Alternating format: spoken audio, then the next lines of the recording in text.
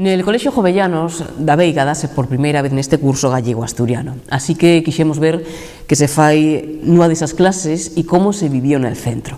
Enseguida axustamos e compoñemos para escuitar lo que nos teñan que decir.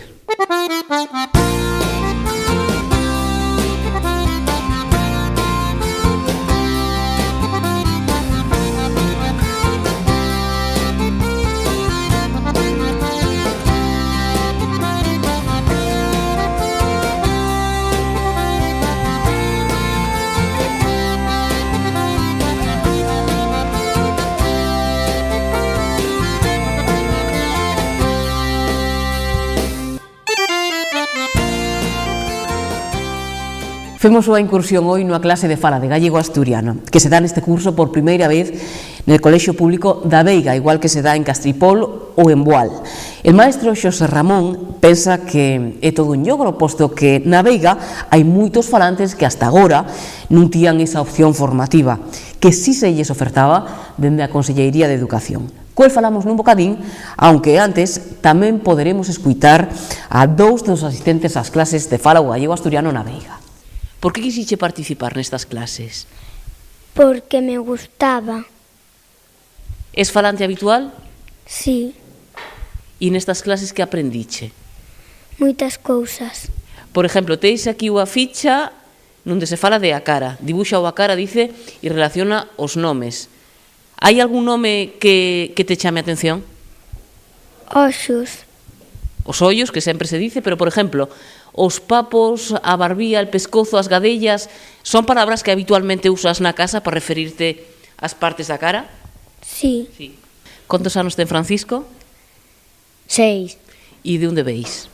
de Veiga. É a primeira vez que das gallego-asturiano tamén? E por que queres participar nesta clase? Me gusta gallego, E sabes falarlo? un pouco. Como faláis en casa habitualmente? De una manera que es muy larga. Pides a tu madre algo de comida, como ya pides? Tortilla, tortejas, ¿qué más? Lentejas y calamares. Que teis para comer hoy? Un calamar y un salmón. E el resto de as clases que se dan en castellano resultan che máis fáciles ou máis difíciles que a clase de gallego-asturiano? Más fáciles. Volvo a ficha. A barbía, que parte da cara será? Barbilla, E se falamos de as gadellas, ou guedellas, que digo eu? ¿cómo? Gadellas. Gadellas. ¿Qué se llama? Serán os pelos, Sí, sobre todo se están despeinados. los pelos, E se falo de os dentes, dientes. o sea que estás ben de vocabulario, non? Son divertidas as clases de gallego-asturiano? Sí, Bueno, pues a mí pareceme que é fundamental, además, pola calidad e la cantidad de falantes que ten a Veiga e que faltaba a Veiga dentro de la comarca. E entonces a mí parece moi importante que non solamente en a Veiga, sino en Castropol, pues empece a darse galego-asturiano ou fala. Por que podería haber pouco interés en que se dese hasta este momento? A que se pode atribuir? La terminología a veces chamalle varias cousas, galego-asturiano, fala. Bueno, pois hai xente que non o ten moi claro. Hai xente que pensa que aquí falase máis galego, outros pensan que lo que se fala é algo local, pero bueno, estamos aquí los profesores pues un pouco para definir que lo que se fala según o Principado de Asturias é galego-asturiano, fala, e que é o que temos que dar como algo normativo. E despois, evidentemente, temos que respetar pues, las adaptacións que hai, ¿no? Que las falas locales, porque, digamos, las normas déxenlo bastante flexible e pode desarrollarse a clase tranquilamente sin ningún problema, ¿no? Entonces, yo creo que el problema é de definición e de pensar que se está dando a cousa un pouco que non pertenece a la zona, e eu lo que creo é que nesta comarca occidental falamos a lingua, todos, desde Navia hasta Veiga, que el galego-asturiano fala e que temos que enseñala. El Principado de Asturias págame para que sea así, ¿no? Contos nenos teis? En total somos 11, 13, seríamos más o menos 40 y algo. Y después tendríamos 30 en Castropol. Para empezar, yo creo que está muy bien. Como se plantea unha clase? Chega el inicio de curso e os obxectivos que vos marcades, cuáles son? Planteome sempre el sitio onde estou. É dicir, temos unha materia común que sempre se dá e despois temos temas que me interesan personalmente, ¿no? Temos sustentos de interés que pode ser, que tamén comparte en este caso el colexio, que pode ser el magosto, pode ser, a mí gustame moito el Samaín, a festa dos calabazois, gustame moito. Despois el antroido, por exemplo, al estar aquí en el mar cerca, la historia de los barcos, lo que é un barco, los peixes, al tal aquí con la ría de Leo, pues é moi importante falar de animales. Según onde temos, pues tratamos de adaptarnos, ¿no?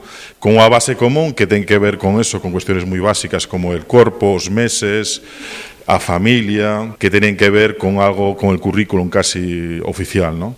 Pero gústame moito ver cosas novas, el patrimonio cultural que é moi rico, el patrimonio artístico tamén. Trato de tocar casi todos os temas, incluso aproveichanos, por exemplo, del caso de ter escritores en fala na zona, como pode ser Belén Rico, como pode ser Aurora Rivas, esto tamén Aurora Bermúdez, Marisa López, e despois paisanos que nos podan enseñar cousas. Estou aberto a todo tipo de posibilidades, pois para que veña aquí nos enseñe cousas diferentes a oficios. Sempre me gusta que veña alguén. Con que material contas? Libros? Teis que fer túas fichas? Como se traballa?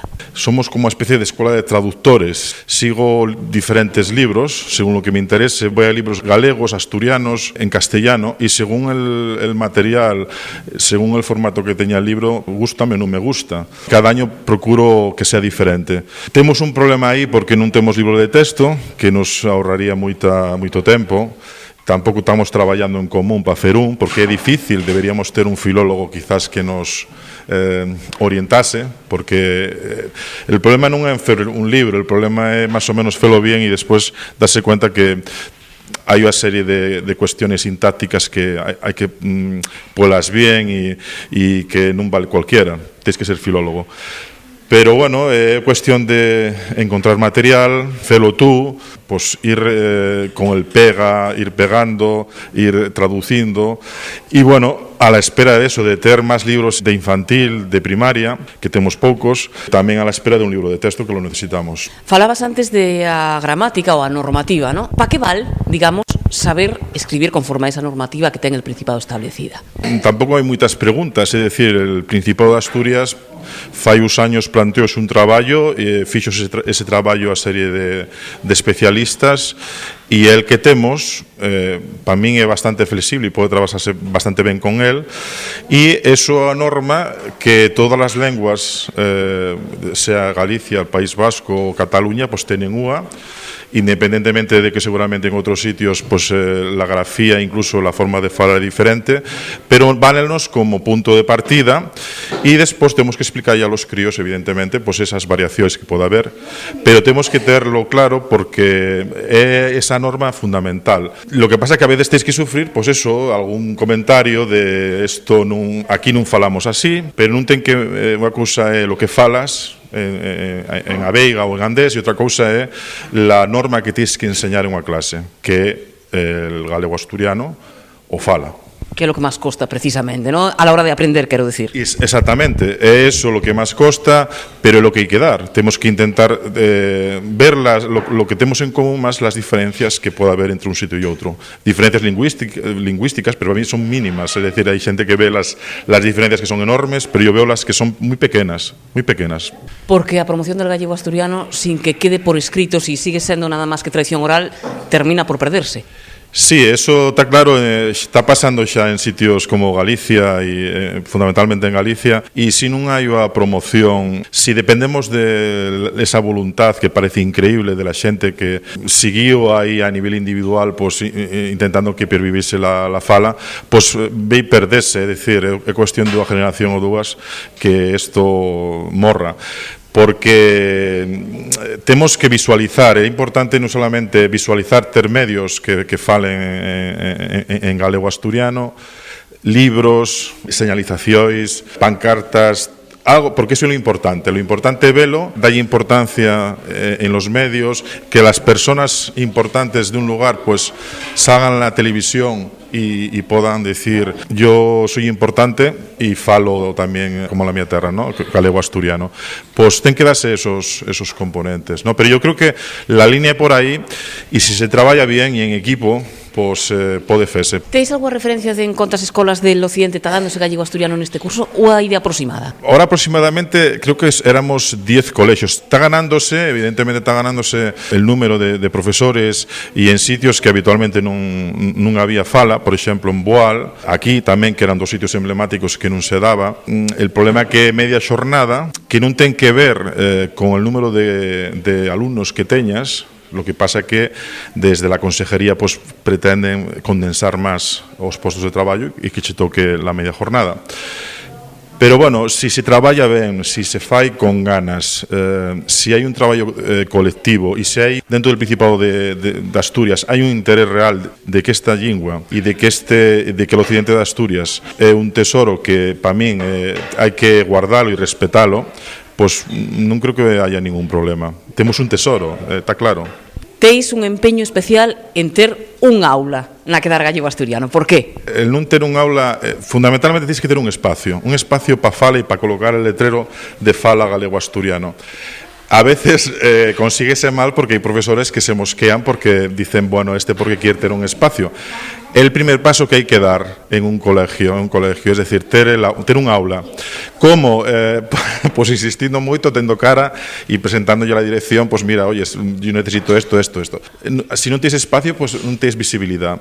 Este año penso non solamente salir de este espacio y seguramente expandirme por todo el colegio con cosas en fala. Y si puedo, también en Aveiga. Hay que hacer eso, tienes que hacerte respetar. Tú estás dando a lengua importante nesta zona, ou a lingua importante, que la dellos, que la materna, non é broma. Para mí non é broma. Entón, tens que darlle a importancia que se merece e la que ten. É absurdo plantearse que tu lengua materna teña que ter menos que outra, que el inglés, por exemplo, ou que outra materia. Non ten sentido. ¿Qué quiere decir enfocicar? Que caes de focicos. ¿Y qué significa todo este de focicos? ¿Cómo caes de focicos?